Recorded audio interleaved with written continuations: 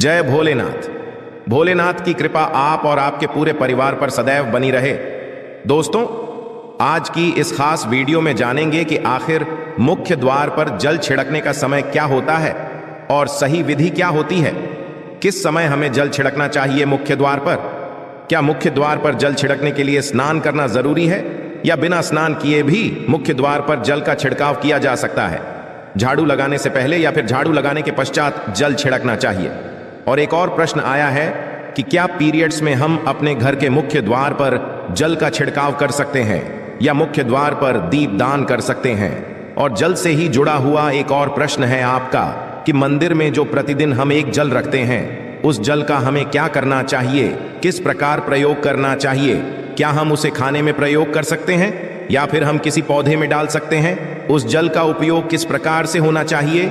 और मुख्य द्वार पर जल छिड़कने से संबंधित आपका अगला प्रश्न है कि कई ऐसे लोग हैं जो कि फ्लैट में रहते हैं, कुछ ऐसे लोग हैं जो कि किराए के मकान में रहते हैं, एक ही कमरे में रहते हैं, तो उन्हें अपने घर पर मुख्य द्वार पर दीपदान किस प्रकार से करना चाहिए, जल किस प्रकार छिड़कना चाहिए, मतलब वो किस जगह को मुख्य द्वार मानकर वहां पर मुख्य द्वार से जुड़े हुए उपाय करें। तो आज की वीडियो पूरी तरह से आपके प्रश्नों पर ही आधारित है, इसलिए बहुत महत्वपूर्ण है, पूरा जरूर देखिए। और यदि आपको आज की वीडियो अच्छी लगे तो इसे लाइक भी जरूर कीजिए, क्योंकि आपके लाइक, आपके कमेंट्स ही मेरे लिए एकमात्र जरिया हैं जिनसे मुझे पता चलता है कि आपको यह वीडियो अच्छी लगती है और आपके लिए वीडियो उपयोगी है। तो यदि वीडियो अच्छी लगती है तो लाइक तो जरूर ही किया करें। इसके साथ ही कमेंट बॉक्स में भोलेनाथ के नाम का जयकारा भी जरूर लगाएं, इससे आपको पॉजिटिव ऊर्जा की प्राप्ति होती है।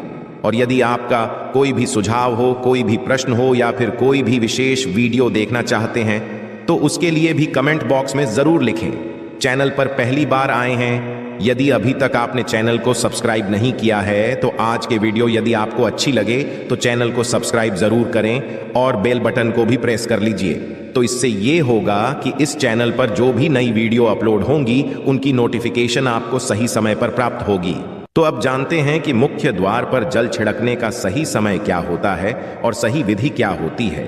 तो देखिए, यदि आप मुख्य द्वार पर जल छिड़कते हैं तो आपको ध्यान रखना है कि जल आप एक दिन पहले ही, मतलब रात को सोने से पहले, एक पात्र में कोई भी आप पात्र सकते हैं। जैसे कि आप एक तांबे का भी पात्र ले सकते हैं। तांबे का ना हो तो आप पीतल का ले सकते हैं, स्टील का ले सकते हैं, चांदी का ले सकते हैं। जो भी पात्र आपके पास उपलब्ध हो, एक लोटे में थोड़ा सा गंगा जल डाल दीजिए और उसके ऊपर शुद्ध जल भर दीजिए। और हाँ, गंगा जल ना हो तो भी परेशान होने की आवश्यकता नहीं है, सिर्फ शुद्ध जल से भी आप पत्र को भर सकते हैं। जल से भरे पात्र को अपने घर की रसोई में रख दीजिए। अब जैसे कि आप अगले दिन सुबह उठकर इस जल का छिड़काव अपने घर के मुख्य द्वार पर करेंगे। अब बहुत से भक्तों के प्रश्न आए हैं कि क्या हम स्नान से पहले ये जल छिड़क सकते हैं या फिर स्नान करना जरूरी है। देखिए, मुख्य द्वार पर जो सुबह सवेरे सबसे पहले जल छिड़का जाता है, जैसे कि जो रसोई में रखा हुआ जल होता है, ये एक तरीके से उपाय के तौर पर किया जाता है। घर में किसी भी प्रकार की परेशानी हो, किसी भी प्रकार के दुख दर्द रहता हो, गरीबी हो या फिर कलह क्लेश बहुत अधिक रहता है, मतलब किसी भी प्रकार की नेगेटिव ऊर्जा से आप परेशान हैं, बहुत समय से परेशानियों में ही घिरे हुए हैं, तो ऐसे में घर की रसोई में जल रखा जाता है और यही जल घर के मुख्य द्वार पर सुबह उठकर छिड़का जाता है। इस जल के छिड़काव से आपके घर की कोई भी परेशानी हो बहुत शीघ्र समाप्त हो जाती है। उपाय को करने से आपके घर में सुख समृद्धि भी आती है, कलह क्लेश से भी मुक्ति मिलती है, बीमारियों से भी मुक्ति मिलती है। मतलब देखिए, किसी भी प्रकार की मानसिक परेशानी हो, शारीरिक परेशानी हो, आर्थिक तंगी हो या आपके घर में कोई वास्तु दोष हो, किसी भी प्रकार का ग्रह दोष हो, जैसे कि कई बार ऐसा होता है कि कई लोगों के ऊपर कई प्रकार के बुरे ग्रह दोषों का प्रभाव होता है, जिसकी वजह से घर में परेशानियां सदैव बनी रहती है। तो ग्रह दोषों के प्रभाव से भी आपको मुक्ति मिलती है, दोष और पितृदोष भी समाप्त होता है। इसके साथ ही जैसे कि बहुत से लोगों के प्रश्न होते हैं कि उनके ऊपर किसी ने कुछ कर करा दिया है, उनके परिवार में किसी भी प्रकार की पहले कोई परेशानी नहीं थी, किंतु अभी कुछ समय से परेशानियां लगातार आती ही जा रही हैं और कोई रास्ता नहीं मिल रहा है। परेशानी से निकलने का तो किसी के भी किए कराए, तंत्र मंत्र का प्रभाव हो, किसी की बुरी नजर का प्रभाव हो, तो भी आपके इस उपाय से, मतलब इस एक लोटे जल से आपकी परेशानी स्वतः ही कुछ दिनों में हो जाती है। तो यह घर की सभी परेशानियों से मुक्ति पाने का रामबाण और सबसे सरल, सबसे आसान उपाय होता है जो हमारे शास्त्रों में वर्णित है। तो आप अपने घर की रसोई में एक लोटा जल रखें, रात में भरकर, और प्रातःकाल जल्दी उठकर उसी जल से अपने घर के मुख्य द्वार पर छिड़काव कीजिए। अब जैसे कि बहुत से लोगों के प्रश्न आते हैं कि यह जल हमें किस समय अपने घर के मुख्य द्वार पर छिड़कना चाहिए, तो देखिए, सुबह सूर्योदय होने से पहले इस जल का छिड़काव आपके घर के मुख्य द्वार पर हो जाना चाहिए। आप चाहे इसके पश्चात आप शुद्ध जल से, मतलब किसी भी दूसरे जल से अपने घर के मुख्य द्वार को धोते हैं तो पश्चात में भी धो सकते हैं, कोई समस्या नहीं है। किंतु इस जल का छिड़काव घर के मुख्य द्वार पर सूर्योदय होने से पहले हो जाना चाहिए। और अब जैसे आपका अगला प्रश्न है कि क्या हमें स्नान करके इस जल का छिड़काव अपने घर के मुख्य द्वार पर करना चाहिए या फिर बिना स्नान किए भी कर सकते हैं। ये जो हम जल छिड़कते हैं, मतलब ये एक उपाय होता है, तो इसे हम स्नान करने के पश्चात नहीं करते हैं। सुबह जल्दी उठते हैं और उठकर सबसे पहले घर की रसोई में जाएंगे। उसके पश्चात उस जल को लेकर आप घर के मुख्य द्वार पर जाएंगे। मुख्य द्वार खोलकर, मतलब मेन गेट खोल दीजिए, और उसके पश्चात मुख्य द्वार पर इसी जल का छिंटा दीजिए, छिड़काव कर दीजिए। और जल का छिड़काव करते समय अपने पितरों का ध्यान कीजिए, माँ का ध्यान कीजिए, क्योंकि कहा जाता है कि सुबह सुबह माँ लक्ष्मी प्रत्येक द्वार पर आती है, सबके द्वार पर आती है। जिनके भी द्वार खुले होते हैं, जिनके घर में जल का छिड़काव मुख्य द्वार पर हुआ रहता है, उसके घर में वह प्रवेश कर जाती है। तो माँ लक्ष्मी का अपने मन में ध्यान कीजिए और एक तरह से प्रार्थना कीजिए कि हे माँ लक्ष्मी, आप मेरे घर में प्रवेश करें, मैं आपका स्वागत करने के लिए तैयार हूं। और इसके पश्चात अपने पितरों का ध्यान कीजिए, क्योंकि हमारे घर की जो दहलीज होती है वहीं पर पितरों का वास माना जाता। तो जब आप दहलीज पर जल के छींटे देते हैं तो आपके पितृ बहुत हो जाते हैं, प्रसन्न हो जाते हैं और उनका आशीर्वाद भी आपको प्राप्त होता है। तो सुबह जो आप जल छिड़कें, इसके लिए स्नान करने की आवश्यकता नहीं है, बिना स्नान किए भी कर सकते हैं। और अब आपका अगला प्रश्न है कि क्या झाड़ू लगाने के पश्चात हमें जल का छिड़काव करना चाहिए या फिर झाड़ू लगाने से पहले भी जल का छिड़काव कर सकते हैं। देखिए, जैसे मैंने आपको पहले ही बताया, सोकर उठने के पश्चात सबसे पहला कार्य जो आपको करना है वो जल का छिड़काव ही करना है। उसके पश्चात आप झाड़ू लगा सकते हैं। किंतु एक चीज का ध्यान रखिए, जब हम सोकर उठते हैं तो सबसे पहले बिस्तर पर बैठे हुए ही अपने दोनों हथेलियों को जोड़कर और दोनों हथेलियों को सामने से जोड़कर पूरी हथेली को देखा जाता है। उसमें माँ लक्ष्मी का ध्यान किया जाता है। उसके साथ ही पंच देवताओं का ध्यान किया जाता है। देवता कौन कौन से होते हैं? माँ दुर्गा, भगवान शिव, भगवान श्री हरि विष्णु, गणपति गजानन और भगवान सूर्य देवता। पंच देवताओं का ध्यान हम अपने हाथों में ही करते हैं, हथेलियों में ही करते हैं। करा करें। वास्ते लक्ष्मी कर्मदेह, सरस्वती करमूले, तू गोविंदा प्रभाते प्रदर्शन। हम इस मंत्र का उच्चारण आप चाहें तो कर सकते हैं, नहीं करते हैं तो भी कोई बात नहीं। अपने इष्ट देवता का और पंच देवताओं का ध्यान अपनी हथेलियों में कर लीजिए। उसके पश्चात दोनों हाथ जोड़कर सभी देवी देवताओं को प्रणाम किया जाता है और उसके पश्चात अपने हाथ से पृथ्वी का स्पर्श करते हैं। धरती को छूकर प्रणाम करते हैं 2 बार या 3 बार और उसके पश्चात अपना दाहिना पांव पृथ्वी पर रखते हैं, धरती पर रखते हैं। उसके पश्चात ही बाकी के जो सभी कार्य होंगे वो उसके पश्चात ही किए जाएंगे। जल का छिड़काव आप उसके पश्चात ही करेंगे। सुबह उठने के पश्चात सबसे पहले हथेलियों के दर्शन, फिर धरती को प्रणाम कीजिए, फिर धरती पर पैर रखिए और उसके पश्चात रसोई में जाकर आपको जल लेना है और घर का मुख्य द्वार खोलकर मुख्य द्वार पर जल का छिड़काव करना है, माँ लक्ष्मी का और अपने पितरों का ध्यान करना है। उसके पश्चात आप अपने घर में आ जाएंगे और उसके पश्चात जो भी आपके रूटीन वर्क होते हैं, मतलब झाड़ू लगाएंगे या फिर आप स्नान करेंगे, ये सभी उसके पश्चात किए जाएंगे। और अब जैसे कि कई लोगों के प्रश्न आते हैं कि जब हम जल का छिड़काव करते हैं, क्या उसी समय हम घर के मुख्य द्वार पर झाड़ू लगाकर और पानी डालकर क्या हम मुख्य द्वार की अच्छे से सफाई कर सकते हैं? जी हाँ, बिल्कुल कर सकते हैं। पहले आप जो रसोई में रखा हुआ जल है उस जल का छिड़काव कर दीजिए। उसके पश्चात और भी पानी डालकर, मतलब यदि आपके पास जल और उपलब्ध है तो और जल, और घर के मुख्य द्वार की अच्छी तरह से झाड़ू से या कैसे भी सफाई कर सकते हैं। और कई लोगों के प्रश्न आए हैं कि हम किसी फ्लैट में रहते हैं या फिर किसी ऐसे कमरे में रहते हैं, किराए के कमरे में, कि हमारे पास एक ही कमरा है, तो हम जल का छिड़काव या फिर दीपदान कहाँ पर करें? किसी हम अपना मुख्य द्वार माने। देखिए, जो आपका अपना कमरा है या फिर जो फ्लैट है आपका, जहां पर आपका नेल लेट लगा हुआ है, आप उसी स्थान पर दीप दान करेंगे और उसी स्थान पर आपको जल का छिड़काव करना है। मतलब जहां पर आपका यदि एक ही कमरे का मकान है तो आपके कमरे का जो दरवाजा है वहीं पर आपको थोड़ा सा जल छिड़कना है और वहीं पर आप दीप दान भी करेंगे।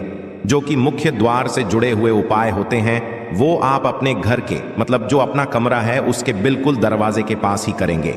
और आपका अगला प्रश्न है कि क्या पीरियड्स में हम अपने घर के मुख्य द्वार पर जल का छिड़काव कर सकते हैं, दीप दान कर सकते हैं? देखिए, जल का छिड़काव करने के लिए पीरियड्स हो या ना हो उसे कोई फर्क नहीं पड़ता, आप जल का छिड़काव कर सकते हैं। रही बात दीपदान की, तो दीपदान देखिए कार्मिक पूजा में आ जाता है और कार्मिक पूजा हम बिना शुद्ध हुए नहीं कर सकते हैं। मतलब पीरियड समाप्त होने के पश्चात ही आप कर सकते हैं। बाकी जल का छिड़काव आप कभी भी कर सकते हैं, मैं भी कर सकते हैं, कोई समस्या नहीं है।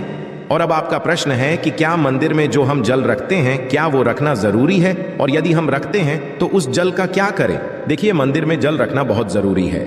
जल एक ऐसी चीज होती है जिसमें सभी प्रकार की जो एनर्जी होती है ऑब्जर्व हो जाती है।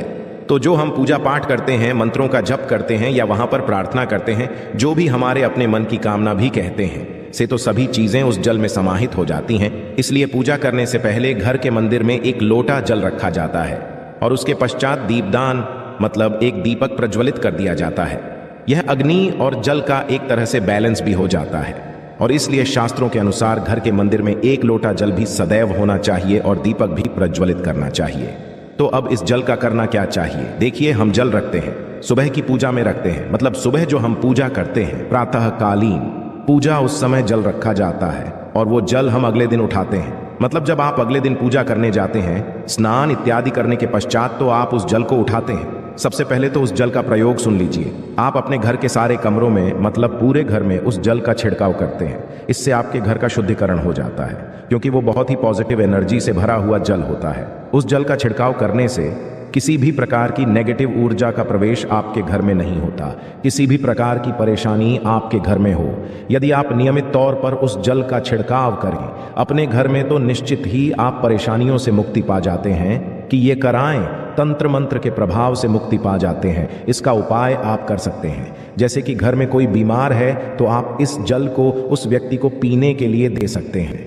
और ये जल इतना पावरफुल होता है कि इस जल को पीने से बड़ी बीमारियों से मतलब लंबी बीमारियों से भी धीरे धीरे राहत मिलने लग जाती है। कई बार होता है ना कि आप लोगों के प्रश्न आते हैं कि दवाई तो हम कर रहे हैं किंतु दवाई हमें लगती ही नहीं है, दवाई का कोई प्रभाव ही देखने को नहीं मिलता। तो ऐसे यदि उस जल को पीने के लिए रोगी को दिया जाए तो बहुत अच्छी दवाइयां काम करने लग जाती हैं। और जैसे कि परिवार में यदि बहुत अधिक कलह क्लेश रहता है, सदैव आपस में सामंजस्य बनता ही नहीं है, आपस में हर बात पर मतभेद होता है, तो परिवार के सभी सदस्य इस जल में से यदि थोड़ा थोड़ा पीते हैं तो धीरे धीरे विचारों में परिवर्तन आने लग जाता है। पॉजिटिव विचार सभी के होने लग जाते हैं और आपस में समन्वय होने लग जाता है। कलह क्लेश और मतभेद सदैव के लिए समाप्त हो जाता है। और मंदिर में रखे हुए जल का अगला उपाय क्या है? देखिए, यदि आप कोई दुकान करते हैं, कोई व्यापारिक स्थल है आपका, तो प्रतिदिन इसी जल में से थोड़ा सा जल ले जाकर दुकान पर व्यापारिक स्थल पर छिड़काव कीजिए। इससे आपका दुकान आपका काम बहुत अच्छा चलता है। मतलब किसी भी प्रकार की परेशानी आपके व्यापारिक स्थल पर नहीं आती है, क्योंकि जैसा मैंने आपको बताया ये जो जल होता है बहुत पावरफुल होता है, बहुत पॉजिटिव होता है। तो इस जल का करने से बहुत सारी परेशानियां स्वतः ही समाप्त हो जाती है।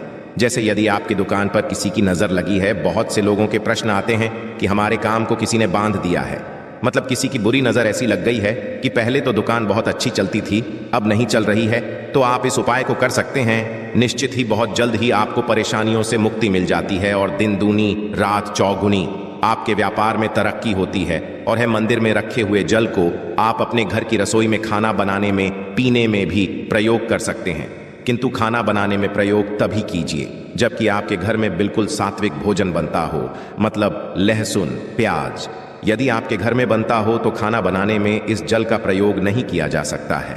फिर आप इस जल को थोड़ा थोड़ा परिवार के सदस्य मिलकर ग्रहण कर सकते हैं और बचे हुए जल को आप अपने घर में पौधों में डाल सकते हैं। तो देखिए, ऐसा नहीं है कि मंदिर पर रखा हुआ जल बेकार होता है, किसी काम का नहीं होता है। बहुत सारे उपयोग इस जल के होते हैं। यदि हम सही तरीके से प्रयोग करें तो अपने जीवन की बहुत सारी परेशानियों का समाधान मात्र इसे एक लोटे जल से हम कर सकते हैं। तो ध्यान रखिए कि मंत्रों से अभिमंत्रित जल बहुत महत्वपूर्ण होता है, बहुत शक्तिशाली होता है, और हमारे घर के मंदिर पर रखा हुआ जल देवताओं का आशीर्वाद होता है, क्योंकि पूरे समय वह देवताओं के पास होता है। देवता वहां पर रहते हैं, तो उस जल में हर प्रकार की शक्ति समाहित होती है, जो कि पॉजिटिव शक्तियां होती हैं। और इस जल का प्रयोग यदि हम सही तरीके से करते हैं, मतलब उसको पीने में करते हैं, खाना बनाने में करते हैं, घर में जल का छिड़काव करने में करते हैं, तो इससे हमारी समस्याओं का समाधान होता है। और यदि कोई भी कार्य नियमित तौर पर मतलब प्रतिदिन किया जाता है, तो उसका हमें लाभ प्राप्त होता है। कभी कभी तो निश्चित ही आपको उतना लाभ दिखाई नहीं देगा, किंतु यदि आप नियम बना लेंगे कि हर रोज उसी जल से घर में छिड़काव करना है, घर में प्रत्येक व्यक्ति को थोड़ा थोड़ा पीने के लिए देना है, बचे हुए जल को पौधों में डाल दीजिए, दुकान पर छिड़क दीजिए, अपने घर के व्यापारिक स्थल पर छिड़काव कीजिए, बच्चों की बुक सेल्स में, अपने घर की तिजोरी में, हर जगह इस जल का छिड़काव कीजिए और नियमित तौर पर कीजिए। चमत्कार आपको निश्चित ही देखने को मिलेगा। इसी प्रकार से जो रसोई में रखा हुआ जल होता है, उसका छिड़काव अपने घर के मुख्य द्वार पर कीजिए, तो इसका भी आपको लाभ बहुत ही शीघ्र दिखाई देगा। किंतु इसे अपने रूटीन में शामिल करना होगा, प्रतिदिन नियम से यह कार्य करना होगा, तभी आपको लाभ देखने को मिलेंगे।